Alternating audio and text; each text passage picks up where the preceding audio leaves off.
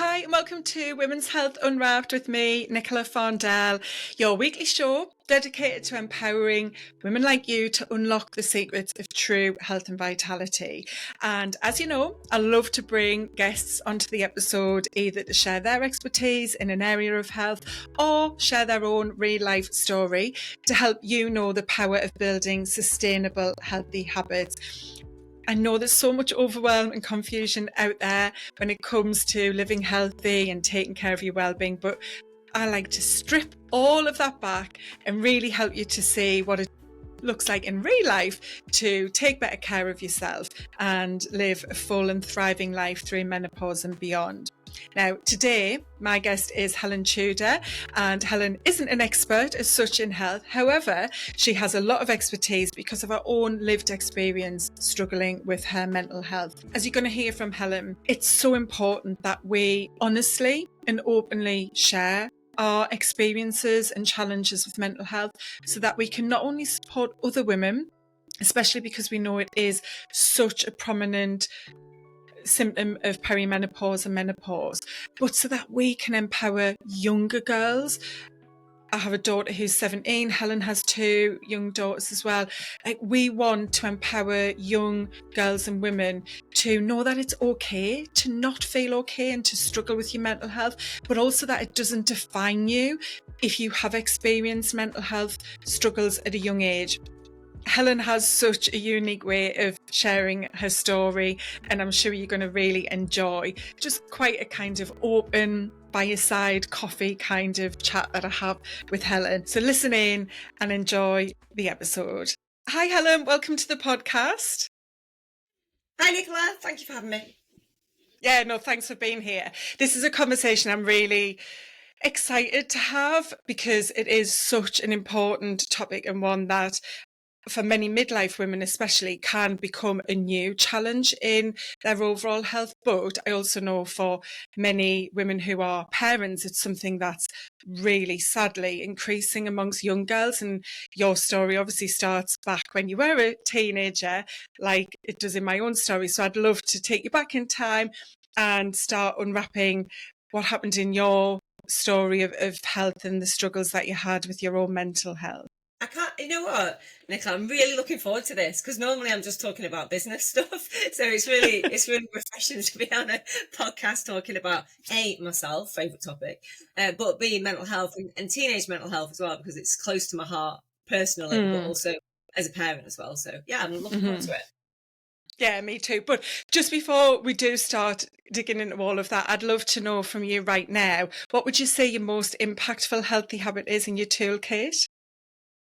So the biggest healthy habit I've got right now is my afternoon blanket time. Oh. So I've built into my schedule, my fairly busy schedule, to be honest, a sort of 3 o'clock nap time, basically. I don't always nap, but I give myself, at least half an hour on the sofa with a blanket, watching some absolute, dross on the telly. And you know what? It's been transformational for me. It really has. Just having that little reset in the afternoon, that something to look forward to, and like just having a bit of time for myself and putting my phone down for half an hour. It's just been like really, really, I'd like to say it's my kickboxing, and my kickboxing is a huge part of my life. But actually, if I was going to say the one habit that's changed everything for me, it's afternoon blanket time. I haven't had one guest who's shared that they have a siesta, and that's the healthiest habit. But I love that. That's, really, really good. And as you said, probably just that opportunity to re-energize, because I spoke about this with a guest recently. We were all we're diving in all things energy, and so many people think, especially in mid-afternoon, that you're going to pick your energy up by having a snack, and probably a sugary snack or some caffeine, but your energy comes through lots of different ways, and taking that rest and moment to just switch off and, as you say, maybe watch something on the TV, maybe have a little snooze, is going to like reignite your energy, isn't it?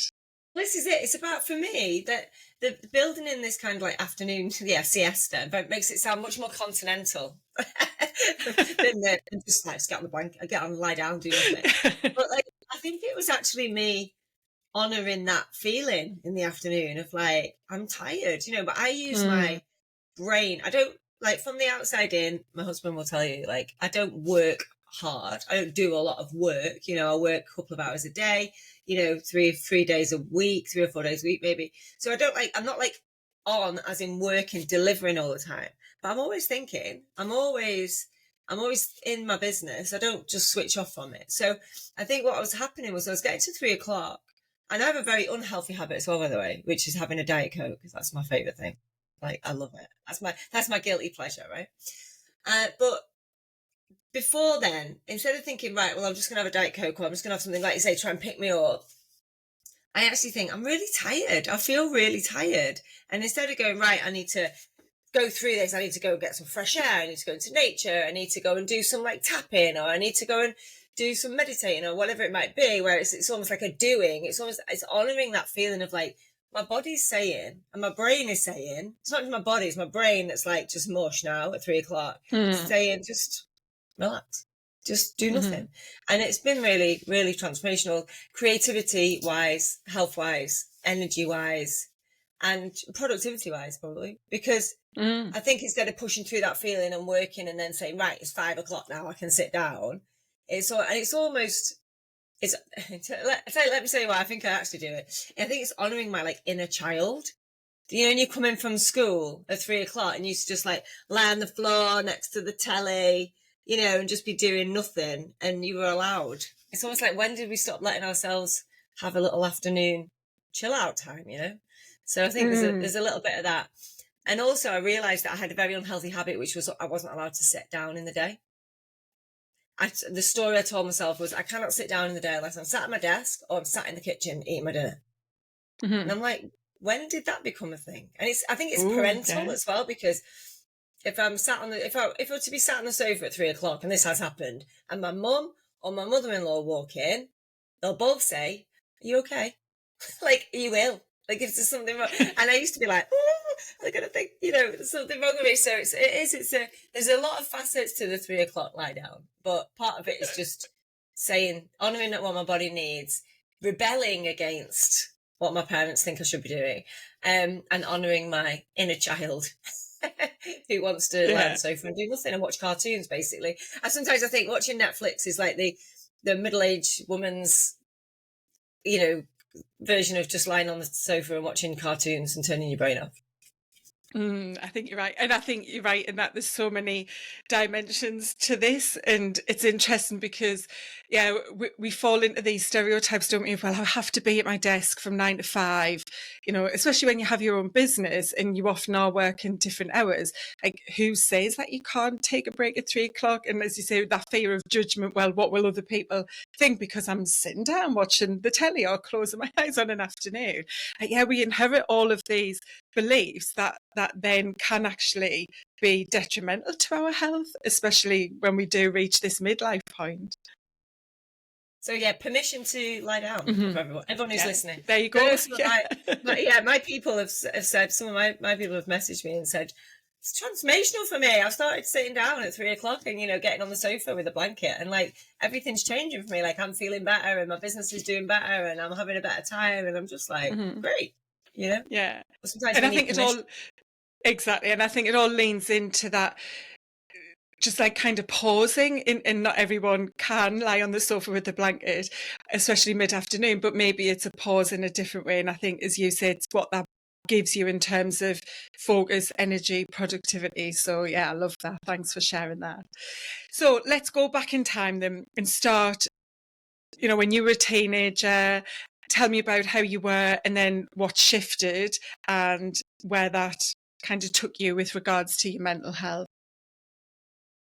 So I guess my story about my mental health started at school. Like a lot of people, like a lot of children, a lot of teenagers, I really struggled at school. I got moved up a year, so I started school a year early. So I was like 10 when I started high school, and my best friend had moved away as well in that summer. So I found it really, really difficult, and I got a lot of attention, good and bad, I guess, for being the youngest in the year by obviously a long way. And, you know, people, and the expectation kind of weighed heavy, I guess. That I was supposed to be this kind of super bright girl, and I was just a bit odd. I still am. But, you know, it was a bit odd. My mum had really wanted me to go to the grammar school, which I didn't want to do. So I'd kind of been dressed like I was going to the grammar school. I think it's like, it shouldn't really matter, but it does at high school, doesn't it? You know, like all the other kids had a cardi, I had a blazer. You know, all the other kids had a mini skirt from Tammy Girl. Right. I had like a below the knee pleated one from M&S. You know, everyone else had like kickers, shoes. I had, you know, anyway, you get the picture. So I looked a bit odd, and I was a bit odd anyway. And, you know, I had this like bright white hair.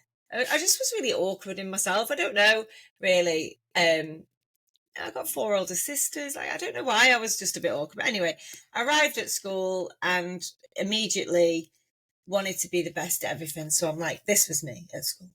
Like, and I'm still a bit like that. Like, I know the answers. And like, because I did know the answers, and I thought, well, this is how you get on at school. You know the answers, right? It doesn't really work out like that. That's what makes people, you know, think, who is this kid? So I was kind of like annoying in loads of different ways, which is fine. And I kind of got through the first couple of years okay. I made some friends and I was like rubbing along okay. And then 13 comes along and I find myself getting interested in boys, and I find myself, unfortunately, making a very difficult misstep and snogging a boy on the park behind the changing rooms, who turned out to be the boyfriend of the second hardest girl in our school, whose best friend was the hardest girl in our school. It was a significant error on my part. And from that moment on, quite rightly, I was not the person you wanted to be friends with, because suddenly I was in trouble, really. I thought you'd call it bullying, I suppose. And it was bullying, I guess. But, you know, it was just like, my whole world just turned upside down, you know, because suddenly all these girls that never noticed in me before, like I was the problem, you know. And it was, I think back, and sometimes I think, did I ever blown it up in my head? And maybe not, I don't know. But it was hard. I was scared all the time. There was no physical violence. It was just name calling and singing songs about me and writing notes about me, because didn't have Snapchat in those days, which I did, thank God. So it was like, you know, write a letter about me and then like spit in it and pass it to me or whatever, and stuff like that. And yeah, making up songs, singing, getting people to not be friends with me, that kind of thing, and just being ostracized. But I remember just being terrified going into school, like walking around every corner, going to the toilet, like I was just scared, you know. And I was trying to be cool at the same time. So I was smoking then. So I'd go for a cigarette and then they'd be there, and then I'd have to like go, you know, shuffle off. And I just remember being scared, and that feeling of like almost existential dread of like, I've got to go every day. I've got to go to school. You know, I've got to go and deal with this. And my learning suffered, and my enjoyment, obviously, school suffered. And I made another misstep, really, although no real regrets. And when I was 14, I went off, you know, I met a boy who was much older brother of one of my friends, who had a car, silver Fiesta, which was obviously the height of cool in those days, Mark 1. And he used to just come and pick me up from school, and I just didn't go to school, basically. So I'd go in, you know, sign in, and then like wag off, as we'd call it then. And we had a great time, and I hung around with all his older friends, and just again didn't go to school. Got into the rave scene in the 90s, which I don't want to incriminate myself too much, but you know, we had a lot of fun.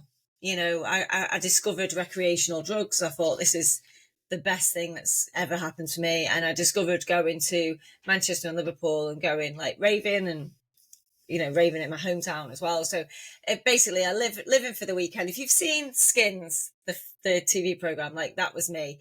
Perfect at home, and then like, you know, climb out the window, get changed, put a blazer on, because you can get in anywhere with a blazer in the 90s, and you know, in a pile into someone's car off to Manchester, Liverpool. Like, it was absolutely insanely reckless in a lot of ways. We didn't have Life 360 then, so nobody knew really where I was, and I just had a great time. And I felt for the first time in a long time like I was part of something, and like I was accepted, and like this was my sort of family, if you like. And I loved it. But unfortunately, all good things come to an end, you know, and we can't have the up without the down and all that kind of stuff, and partying every weekend. And half going to school started to take its toll, obviously, on my education. And I failed all of my mocks, which did not go down well in my house. Remember how, my mum and dad used to go to parents' evening with a pen and paper and come back with a list of a list of feedback for us to go through, and it did not go down well because they didn't know, and I love my mum and dad dearly and they were amazing parents, and, it was just me. It was all like my choice, and they really tried their best to keep, well, they didn't even know any of this was going on. They just thought it was, a boyfriend or a friend or whatever. And, but me failing my marks was obviously quite a big deal. And so I then had to go back to school and get my GCSEs. So what I did was I kind of focused back at school, but then that put me back into school full time. And all of this like partying I've been doing and all these extremes of like health I've been living at, not sleeping for days, not eating for days, not, just doing stupid things and being in stupid places and not having an off switch, which is kind of part of my psychological makeup. And then being forced back into this really stressful environment just made me start having these really intense panic attacks. So I was having these I'd done quite a lot of hallucinogenics in those days as well, which is probably not as common nowadays, but anyway. So I was having like hallucinations all the time. So I was hallucinating, I was having panic attacks, I was having, I know what these things are called now, I didn't know. So depersonalization, where you don't feel like you're you, derealization, where you don't feel like the world's real. So I was like in this almost, again, looking back, sort of semi-psychosis a lot of the time. And yeah, spiritually very disconnected and very just living at this kind of this life really of just not being in the real world and just going through the motions to get what I needed to do. Anyway, I passed all my GCSEs, which was great. I got like 10 or 11 GCSEs between A and C. If I'd have been at school, they would have all been A's. But anyway, so I got A's and C's. So I got enough for what I needed to do for college. But it was just the stress of all that just led me to just not be very functioning. So I developed really severe agoraphobia. So I started having panic attacks when I was out, and like say I was in a big supermarket, so I'd stop going to big supermarkets. So I'd go to a smaller shop, then I started having panic attacks in the shop. So I'd go to like the corner shop, and then I remember one day having a panic attack in the corner shop, and just being the most simple things now were impossible for me. If there's more than 2 people at the till, I couldn't wait in the line. Like I just get myself so worked up, just probably buying fags. But you know what I mean? Like I just remember all of these existential crises at the co-op. It was just like this whole thing was that just working. I remember having that corner shop, and then going back to my boyfriend's house and being like, I can't go anywhere now. Like just remember making that decision that I don't go outside now. Which is quite significant, right? When you're 15, 16? 16. Yeah. So 16 at this point. And 15, 16. And I got to this point where I wasn't leaving the house, basically. And my mum, because I was older then, mum and dad, I didn't see as much of them. And then I did have to see my dad. He came and picked me up, and I was always okay when I was with my dad. My dad's like a real touchstone for me. Like he's a real big part of my life. And we went to a shop together. And it was a pie shop, and we love pies. My dad loves pies. And we were going to the pie shop together. And it wasn't even a proper shop. It was like in a precinct, and you just had to step over the threshold, a bit like you have a Greggs now, but it was different. And I remember I couldn't get my foot over the thing. And I remember my dad going, "What's the matter?" He was like, "Come on, you love pie. Like, you know what I mean? We're going to get a pie." And I was like, "I can't get in there." And he was like, "Okay." And I remember we walked back to the car, and he parked up somewhere, and we sat talking, and I said, "Dad, I can't go anywhere. I can't go." And he's like, "What do you mean?" I was like, "I can't go in shops." And he's like, "Why?" I was like, "Because I feel like this and I feel like that." And he was like, "Oh, okay." Well, this was quite surprising for me. He actually said that he'd suffered with anxiety and panic attacks when he was driving. And it's funny because he said, "I used to take you on the scenic route everywhere." And I was like, "Yeah, because it's the scenic route." And he'd be like, "No, it's because I didn't drive on the motorway for a long time. And if I could get away with not driving on the motorway, I wouldn't. And it's still one of my problems that I have now." And I was just like, "Oh." And so he said, "But, I drive on the motorway now, and I kind of got myself over it." And I was like, "I don't know if I can get myself over this, Dad. Like, I don't know. Like, I just don't feel like well." So he said, I've got private healthcare with Bupa, so we'll go and see Bupa. Right? And it was literally, you know, private healthcare in those days. You know, you just get an appointment the next day. So off we went to Bupa in Altrincham, to the Priory Hospital in Altrincham. And I remember it really clearly. My mum came with me, and my dad, obviously. And I remember sitting in this like oxblood leather Chesterfield waiting to go in. Still now, an oxblood leather Chesterfield just gives me a little bit of the like the heebie-jeebies, you know. I'm a bit like, and I sat there waiting to go in. And obviously I was in a great state because I was out, not only out of the house, but I was doing all these new things. And I still remember her name was Liliana. I can't remember her surname, and she was somewhere from, I don't know, Eastern Europe, say. And then I remember she looked down, she pushed her little half moon glasses down her face, and she said to me, well, she said to my mum actually, go and get her clothes. She's staying here. And I remember thinking, what? I was like 16, like, sorry, what now? And she's like, she said to my mum, go home, get her, pack a bag, and bring the bag back. We'll admit her immediately. I was like, what the hell? And I was admitted to the Priory at 16 and 3/4. I don't even know whether this would happen nowadays. I guess it might do. And I was admitted to the Priory without really much, from what I remember. And again, I wasn't in a great mental state, so maybe I've blanked bits of this out. From what I remember, I don't remember any real conversation. It was just like, this is what's happening, this is what's best for her, and this is what's happening. And I went. I literally like walked from there across this beautiful, by the way, Priory. It's a lovely place. I mean, you got to be careful what you wish for, but you know, I always think, like, thinking back now, it's a bit of a retreat, you know. And beautiful landscape gardens, walking across and going into the reception and just being like basically processed in and being shown to my room. And I remember my mum was really upset, obviously, and my dad was very stoic, obviously. And I remember my dad saying, like, don't get upset because your mum's upset. You know, and I'm like, okay. So I'm like sitting on this, you know, this like, it's like a bit like a travel lodge. You know, it's a nice enough room, but it's pretty functional, basic. It's got a telly on the wall and that, and which again was quite the thing in the 90s. Anyway, and then they gave me my stuff and they went.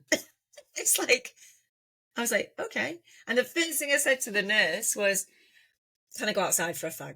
Because I've not had a cigarette for, you know, I've been with my mum and dad all day and still didn't know I smoked. So I was like, oh, well, can I go out for a cigarette? And she said, you can't leave. I was like, what? What now? She's like, you can't leave. I was like, what do you mean?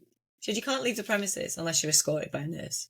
And we don't let you go out for a cigarette because we'd be in and out all day, sort of thing. She said, but you can smoke in your room. And I was like, oh, great. I'll just smoke in here then. She's like, I'll get you an ashtray. So I was just like, sat on my bed, smoking my B&H, watching the telly, thinking, I'm in a hospital now. Like, what the hell's going on?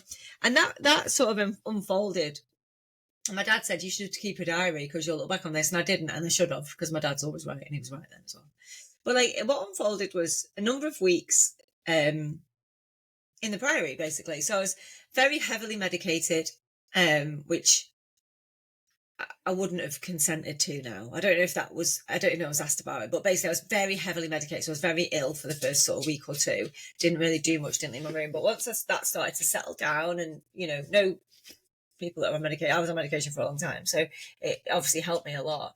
But once that kind of settled down, you just got into the rhythm of being in the hospital, and the facilities were amazing. You know, so we had group therapy, CBT, individual therapy, private therapy, art therapy. You know, you got all your food and that drinks all laid on. And you were able to socialise, if you like, or mix with some of the other people. Not all of them. Some of them were like, obviously. So I was like, I can say they were insane because I was in there with them, you know. But lots of great characters. Like, I could tell a lot of stories from there. No social media, no phones, no way of staying in touch. But I would have loved to have kept in touch with some of them. I used to spend a lot of time upstairs with the anorexics, the bulimics, and the eating disorders because they were my age. So you spend a lot of time up there playing ping pong. My ping pong game is still quite strong. And also I was quite strong. They were quite weak. I was quite strong. And they taught me a lot about teenage girls that made me terrified when I had two girls. spent a lot of time with them, and because a lot of people on my ward were pretty miserable. You know, the anxious and the depressed crew, they weren't that much fun. And then the alcoholics and the drug addicts, they were obviously my mates as well. So we all kind of rubbed along together. I had my 17th birthday in there, which always makes me laugh. Just the thought of me turning 17 in the Priory. I had my first driving lesson from there, like, because I was better then, and I was like, they were practicing me going out and stuff, and they said, what about a driving lesson? And the driving instructor came to the Priory, and the nurse just leant in and said, don't let her out the car. You must have thought, what the hell is going on here? So they used to start taking me out. So I had a driving lesson from there. He used to take me out on the bus and take me to a pub and you know, go for a drink. And all these things seem so natural to me now, obviously. But to them, they were like a big deal. So I had like a key worker and she'd take me out. And it was great. And then I was discharged eventually. You can't stay there forever. I mean, sometimes I think, God, putting an agoraphobic in the Priory, that's like, what more do you want? You know, here's a room to live in. Don't go in the outside world. But they were pretty good at like getting me back out and stuff. And then I was kind of released back into the wild, where I went back to college and then I kind of got better from there, really. But what I would say is, from there that's when the work really started. You know, it's not you're in the Priory. I don't know. I can't remember how long I was in there. Maybe 6 weeks. And then, you know, you're fixed. The work starts, and that's when I really got into spirituality. Got really into like alternative medicine. Really into lots of wild and wacky, you know, things. I've been to see almost. Must be every practitioner under the sun, from, you know, more medicalized stuff like hypnotherapy and NLP, right down to some really like woo stuff that's, you know, I can't even think off the top of my head, but I've done everything from, you know, crystals to shamanic to, I don't know, group healings, you know, everything on that spectrum as well. So it really helped me look at the human body and mind as something to be, you know, to get to know, to something like something to really, you know, examine from the inside, if that makes sense. I've been very self-aware and self-observant, I think, from that moment on, really. So I guess that's the Priory journey story. And then from there has been like a lifelong love affair, really, with, you know, who am I and how do I operate and how can I optimize and improve the way that I show up in the world, I guess. Yeah, it's such an intense story, isn't it? And as you say, to be just like delivered there at that age by your parents and left and thinking, oh my God, they don't even know exactly what has been going on, like how I've been living, missing school, like smoking, drugs, all of that as well, and not knowing that you were ill mentally as well. Like, when you look back, do you feel as though being taken and admitted to the Priory was actually like such a pivotal part to you now, being, I guess even quite soon after leaving, like being able to embark on that self-discovery and support journey? Yeah, I mean, I'm super grateful for the experience. You know, I wouldn't change anything about it. Like, you know, it changed everything for me, and it was a huge pivotal moment in my life. Like, I do not know where I would have ended up or what would have happened. I don't know, do I? I'll never know. But it felt like a real, it was an intervention, basically. It was an intervention by my parents, and that was the best thing that they could do for me. And I think they were right to do it. So, I think it was, it had to happen. And I'm super grateful. I'm super grateful I had the ability for it to happen, because, you know, if my dad hadn't had private healthcare, then where would I have been? I mean, as a mum, with teenagers with mental health, I've been through the CAMS system with my girls, and I've seen what it's like. And, you know, I don't know what it was like 30 years ago when I was in need, but I can't imagine it was much better. And I just feel like the fact that they had the resources, you know, through my dad's work was a real gift and an opportunity for me.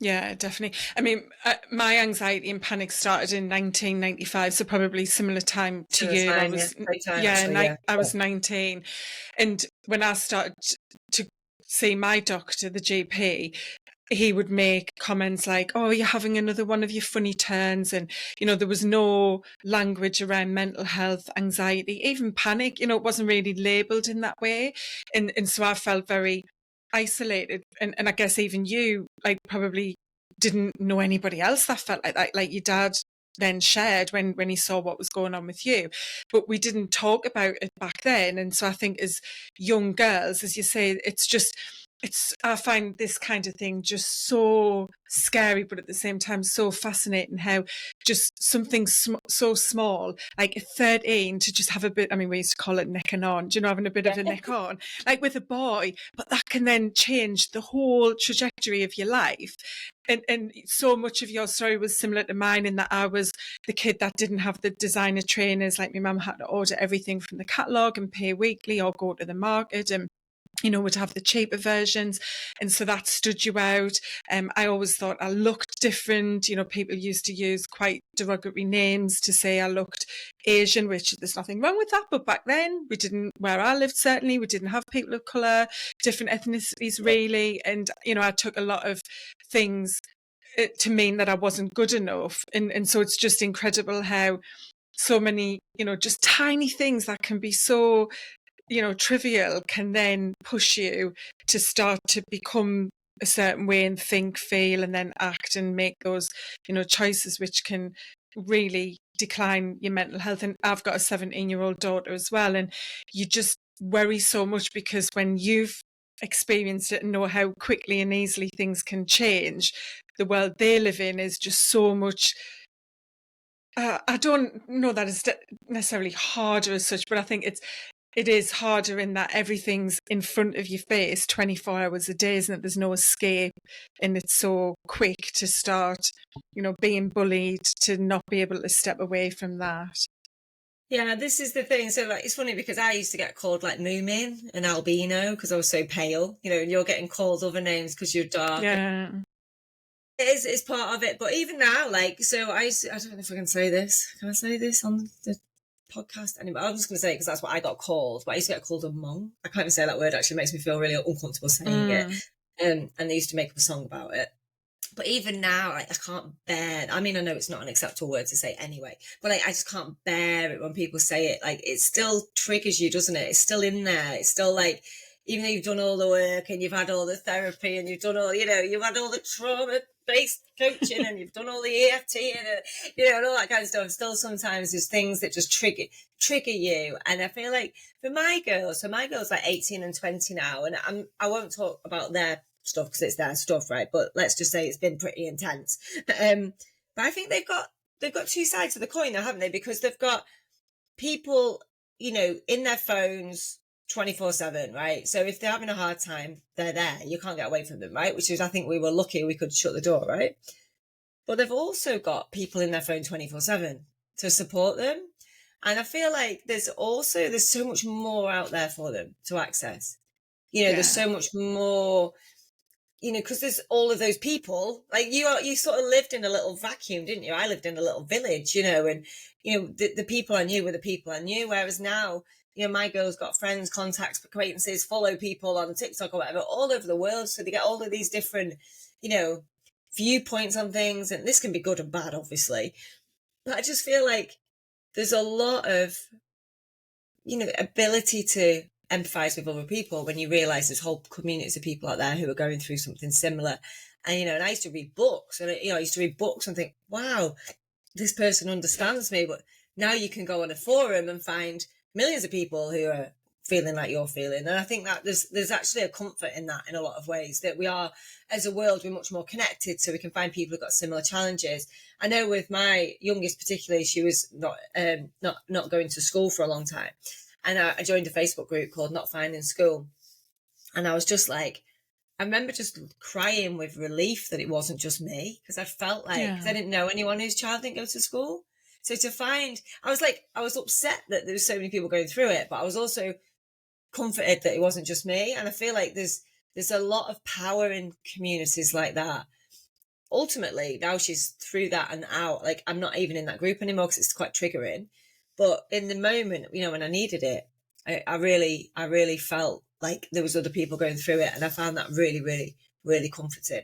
And I think that's what maybe we didn't have, and I'm definitely the only person. Oh, I was definitely the only person I knew that had been in a mental hospital in my village. You know, people coming up to my sisters like, "Oh my god, your sister's gone to, like, she's in a madhouse, basically. You know, she's gone mad. She's in a you know, even in those days they were still doing like electric shock therapy and things like that. Like, so there was a lot of people there who were like Yeah. really poorly.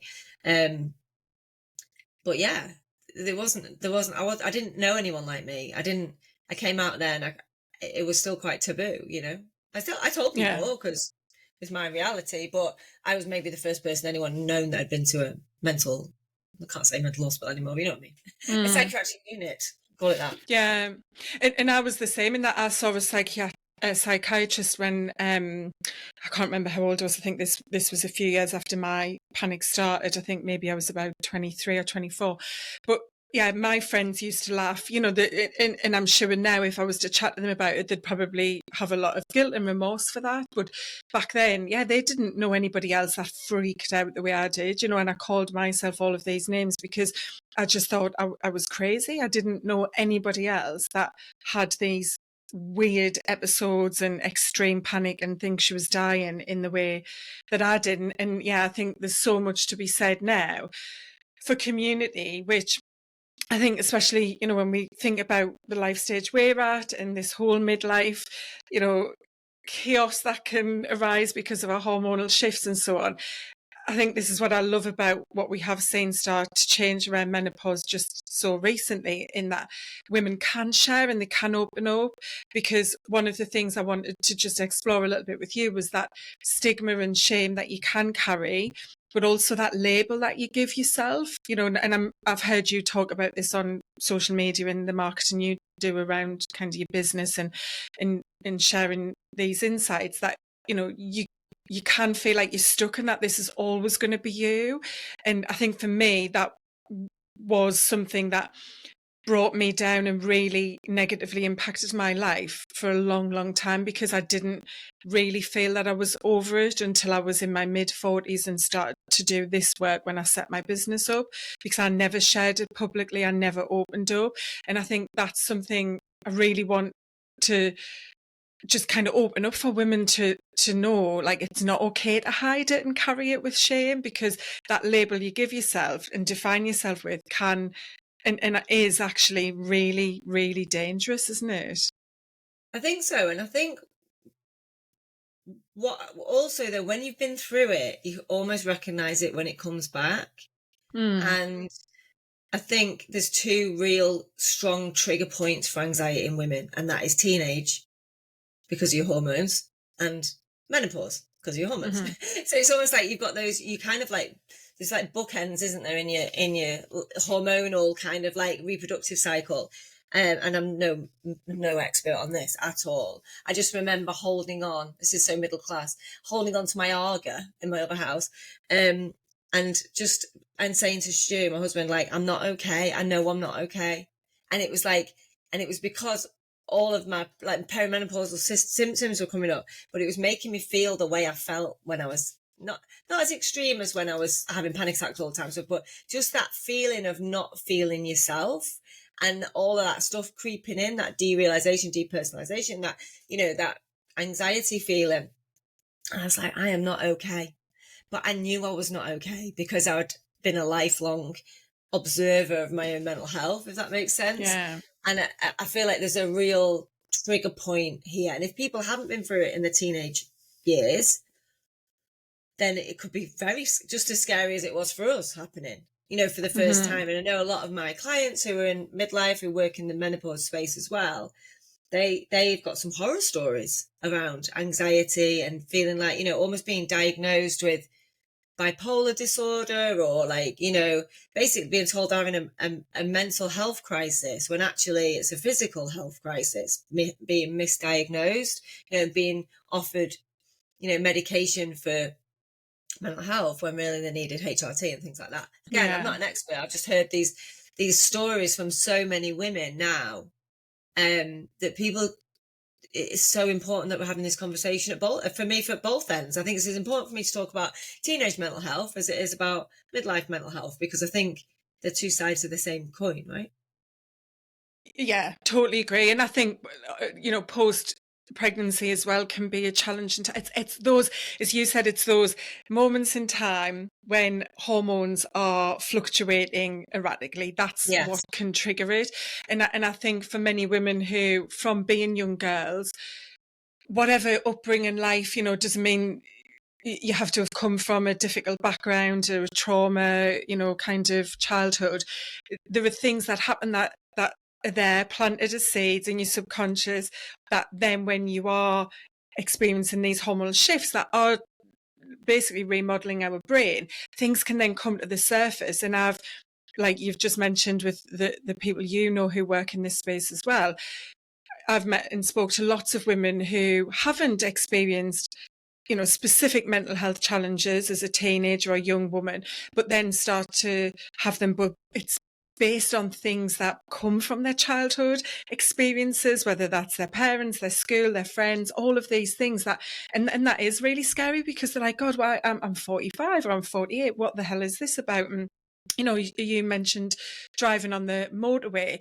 That was, for me, something that I really used to struggle with and I got better with. But then I had some hypnotherapy a year or two ago for this, because this started to come up again in my perimenopause changes, that anxiety, those irrational thoughts, which in themselves are really scary. Like you say, almost, stepping outside of your own body and going, what happens if I just lose control of the car? What happens if I just steer this car off this bridge? And you're like, why the hell am I thinking that? Yeah, It's bloody yeah. like terrifying, isn't it? Yeah, it's real though. It's real. It's happening.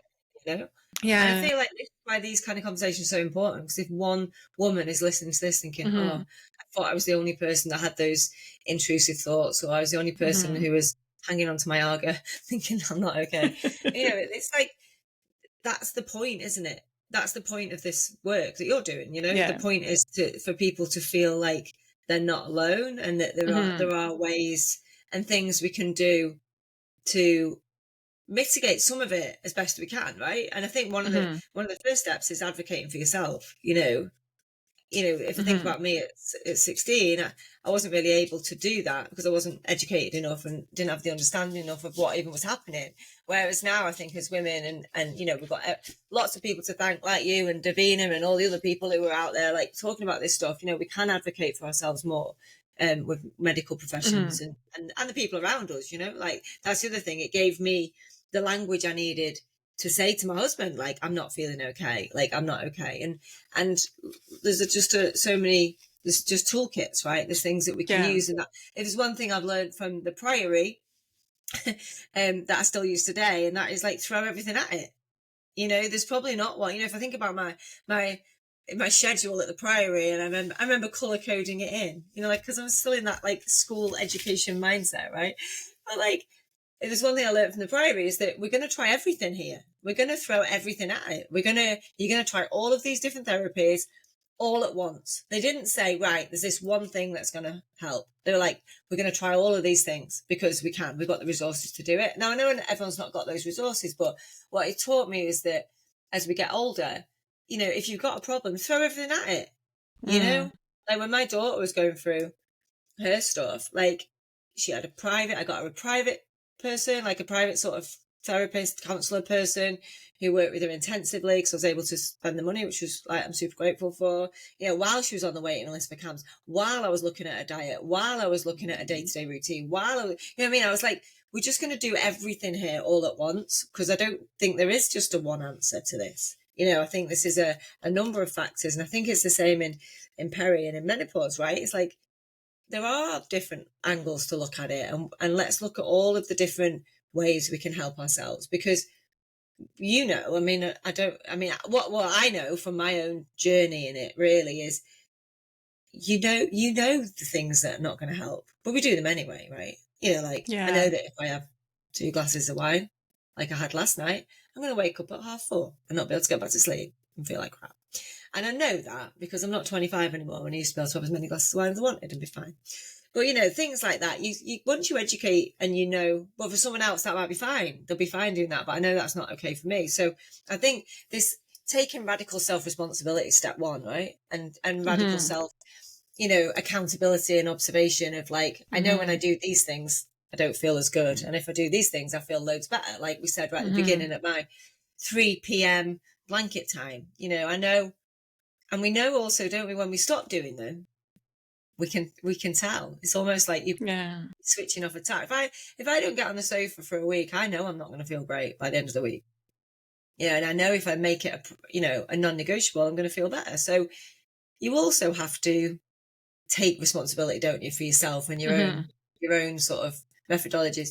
And the same with when I was a teenager, I took a lot of that responsibility on, because having tried lots of different things in the Priory, I knew that not everything was right for me and not everything worked for me. And some things I really loved and I carried on with. Some things I dropped, I went to a retreat recently where they did an art class, and I really, really enjoyed it. And it reminded me that I'd not really done an art class since the Priory. But I remember it really helping me then, but I'd not kind of adopted it and used it in my life. So I think things like that of, self-responsibility and knowing what works for you might not work for someone else, and vice versa, and doing more of the things that work and less of the things that definitely don't work. Yeah, I love that. So at the end, I always ask the guests to give 3 simple steps, but actually I've noted yours down because you've given them without the prompt. So I think what you've shared there, I think, is really, really constructive advice, because I'm all about helping women to build habits that become a part of their life. Habits should be flowing and done with ease. We don't want to be having to remember to do certain things and forcing it. But I think what you said, first of all, was advocating for yourself. So, speaking up, sharing, getting help, using the people around you as well as professional help if you can. The second, throw everything at it. And I love that. It's like, really go at it and know, like, I'm worth working for. And, this isn't going to just go away, because I do also think, and could be a whole other podcast episode, like, there is that crux we lean on, and I've been there too for medication. I've gone to the doctors, thought if I just get a prescription for antidepressants or some kind of anti-anxiety medication, then I'm going to be all right. But we do have to throw everything at it, because it is inside of us. It's who we are, and we've got to work on that. So I think that's great advice. And then the third one, love radical self-responsibility, like, know what helps you, what you like, what you don't, and doing more of the stuff that is going to support your well-being. So is there anything you want to add to that? Do you feel like they're good 3 steps to kind of wrap us up with? I think they are the best sort of 3 steps, because they encompass a lot. But I think it's taking that, it's understanding that we've only got one go at this, so we might as well make it the best we can. No one's coming to save you, so you're gonna have to do this. You're gonna have to do this yourself, and it's more valuable when you do it and you step up and you look after yourself anyway. And also, I think for me, it's like being a role model to my girls. I want them to do those 3 things as well, and take that self-responsibility and not look for me to solve everything, and try and build that into their kind of psyche of taking responsibility, for sure. And then I think the final thing is, the one thing I've learned is that nothing lasts forever. And sometimes you just need a little bit of time. And I find, like, as a kind of go-getting, busy, entrepreneur who's, forever setting goals and doing targets, sometimes you need to have a little bit of patience, I think. And while you're in the process of being, advocating for yourself, taking self-responsibility and throwing everything at it, which is, all doing stuff, which is great, and like kicks off our dopamine of like, right, I'm going to do this, I'm going to take action. Like, you also sort of balance that with being kind to yourself and allowing things to unfold and to improve in their own time as well, like not expecting miracles from everything, and like thinking, right, if I instill this habit, then everything's going to change. Like, it's all about incremental, isn't it? Consistent steps, and thinking, well, if I do this and I don't do that, and I make a commitment to myself because I'm taking responsibility, like, I understand that I'm going to feel better in 12 months time or 6 months time, and not do something for a few days about, well, that didn't work. Sometimes you have to, these things are going to take a little bit of time, but just have that eye on that bigger picture. And then one day you just turn around and think, wow, I'm in a whole different place. Yeah, and ultimately that's what I'm all about. So I love that you shared that as kind of a final thought, Helen, because the world we live in, like we've become accustomed to wanting everything immediately. You know, we can get food with a, tap of Yeah, a few buttons. We can order whatever we've forgotten, to get in from Amazon, etc. But likewise, and I think for a lot of women, health is often only focused on in terms of what you eat and how much you eat, and possibly alongside that how much you exercise.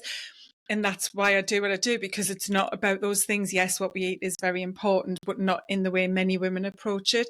And like, what you've said, a lot of it is done with the intention of, let's just quickly fix them. If I can just lose a few pounds, I'm gonna feel better. If I can just get rid of this feeling of dread, or take a few pills and not feel down, then I'm going to be all right.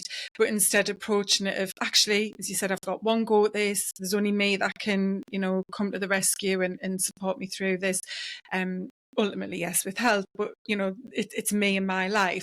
And then those incremental choices, decisions, actions that do all add up. It's like your pension, you put into it, and it seems like nothing when you're 25 and you start putting 30 quid a month in.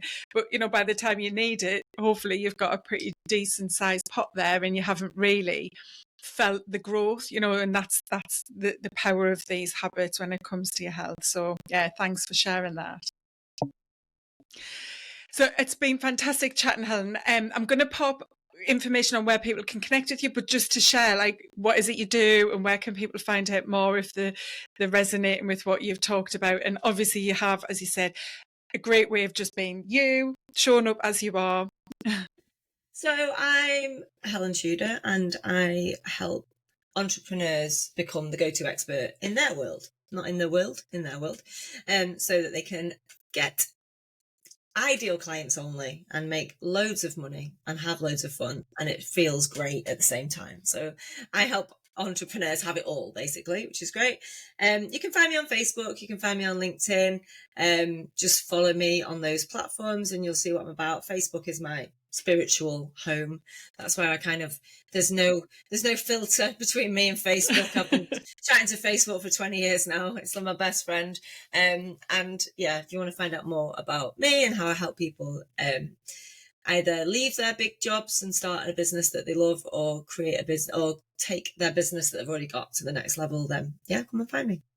Yeah, fantastic. And Helen does share a lot as well about our entrepreneur journey and how she used Facebook and still navigated lots of life changes and, challenges becoming a parent and burnout. So yeah, that whole journey of navigating, as you say, all of life's hurdles, but taking it step by step and getting something that you really want at the end of it. So thank you so much for your time and honesty, sharing all of your story. I really appreciate it. Thank you, Nicola. It's been a joy. Thank you very much for having me. You're welcome.